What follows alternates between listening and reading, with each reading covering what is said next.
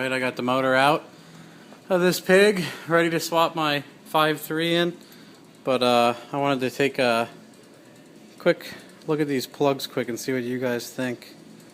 Can I focus on them? See that? Seem pretty good. Take a look at all of them.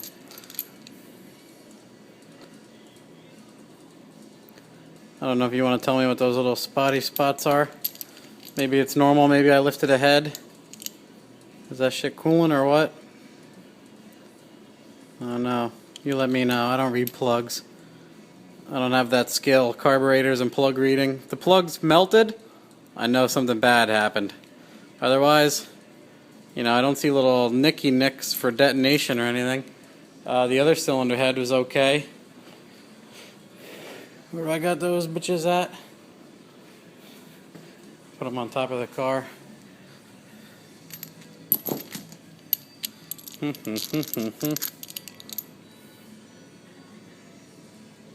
How do they look? I don't know, guys. You tell me. Otherwise, the car didn't come apart or anything, but it did have a bottom end knock, or it sounded noisy everywhere, which obviously something happened with the bottom end on this thing. There was a bunch of glitter in the pan, like a heavy amount of metal. This thing tapped like a son of a bitch. I don't know if I over tightened. I put in this back cylinder here. I can pull this guy out. I'll probably see what happened. But lots of glitter in the pan. I hope it wasn't a main or anything. The only thing that concerns me is on the oil pump here. Well, here's my 5.3.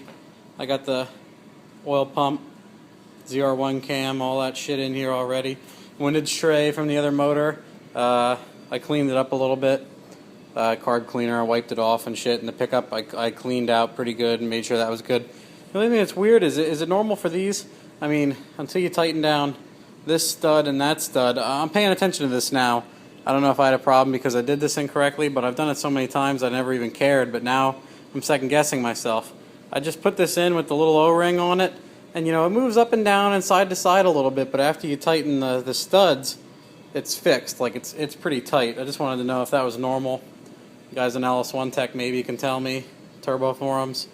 But it moved a little bit until I tightened everything down, and now it seems okay. But let me know if that produces some sort of oil pressure problem. I've never even paid attention to it before. But here's my fucking mess. All cylinder heads and shit laying around. Water pump. Motorless Fairmont. Here's the oil pan I cleaned out. This had a fair bit of metal and shit in it. It even had this guy I couldn't find. This looks like the rubber oil pump grommet here. I think that's what it is, but this was in the fucking oil pan.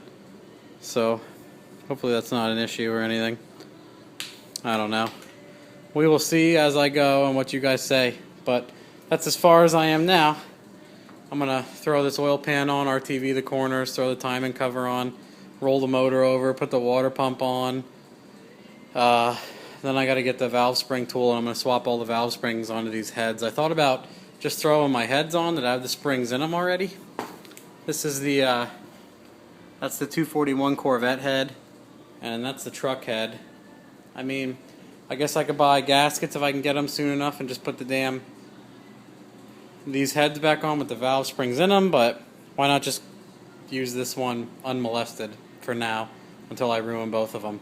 But that's my update for now. Otherwise, these pistons and everything look great in this motor. Let's see if I can turn on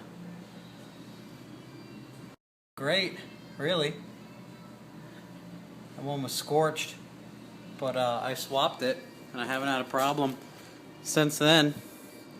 Maybe I'll pull some of these rod bearings off and see what the story is.